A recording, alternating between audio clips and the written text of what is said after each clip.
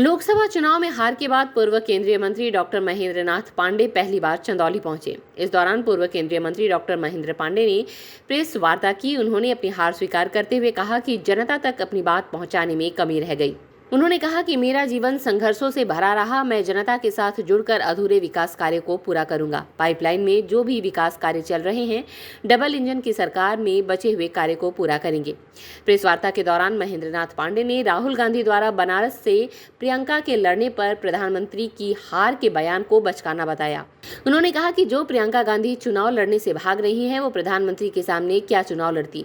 इस तरह के बयान से उनको बचना चाहिए। आरएसएस द्वारा हार पर नसीहत दिए जाने के सवाल पर पूर्व केंद्रीय मंत्री ने कहा कि आरएसएस उनकी जननी संस्था है।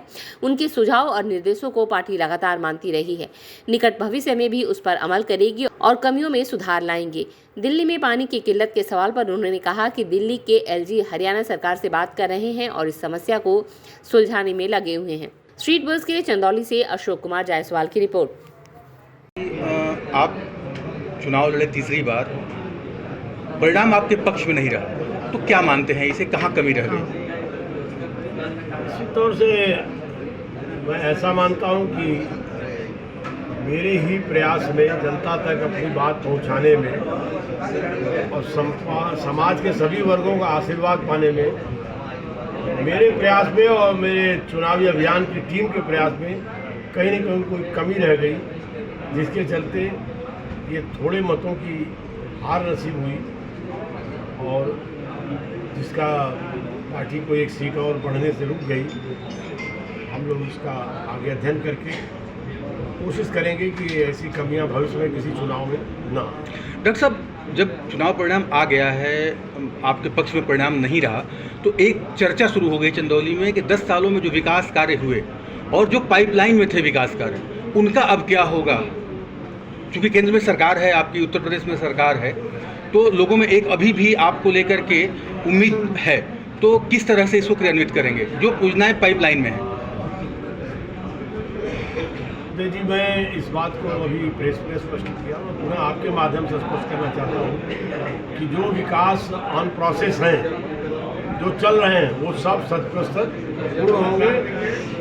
माननीय मोदी जी की और माननीय योगी जी की डबल इंजन की सरकारें उसे पूर्ण करेंगी। साथ में जो विकास पाइपलाइन में है, क्योंकि मैं पार्टी का एक जिम्मेवार वरिष्ठ कार्यकर्ता हूँ और मेरे निवेदन को माननीय योगी जी भी सम्मान देते हैं और माननीय केंद्रीय नेतृत्व भी सम्मान देते हैं और यहाँ हमारे विधायकगण हैं, तो हम सब मिलकर के और पार्टी संगठन है जो पाइपलाइन में है, वह सब काम भी 100% पूरा कराएंगे।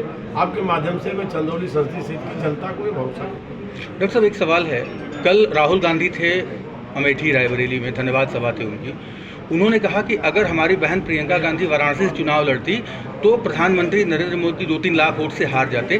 तो राहुल गांधी की इस बयान पर आपकी क्या प्रतिक्रिया है? राहुल गांधी का ये बयान, थोड़ी उम्र बढ़ी है फिर भी बचकाना बयान है। जो प्रियंका गांधी कहीं चुनाव लड़ने का आज तक साहस नहीं जुटा पाई, वो मोदी जैसे इतने बड़े जन नेता के सामने क्या लड़ती। लेकिन राहुल गांधी को बचकाने बयान देने से अब तो बचना चाहिए।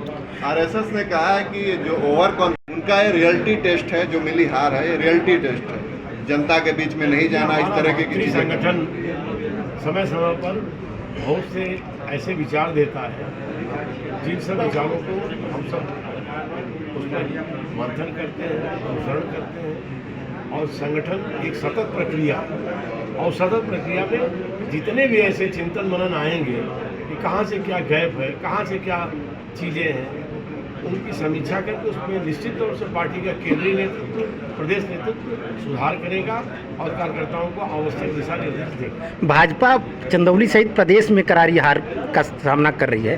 नहीं लगता कि विपक्षियों द्वारा महिलाओं को 8,500 रुपये, 1 लाख बेरोजगारों को और कर्ज माफ़ी, इसका असर पड़ा है?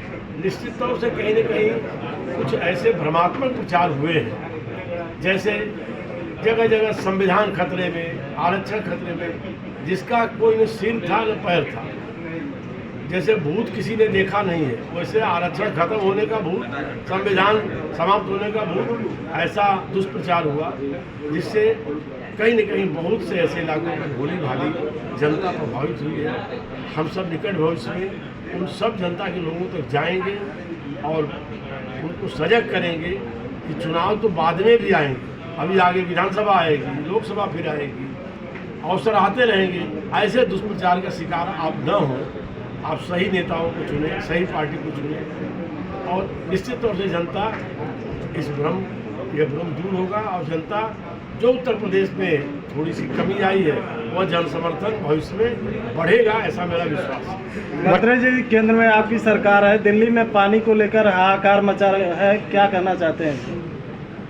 वहाँ के लिए वहाँ के एलजी पानी की समस्या के लिए समाधानरत हैं, निरंतर हरियाणा सरकार से भी बातचीत कर रहे हैं और स्वयं उसके समाधान करेंगे।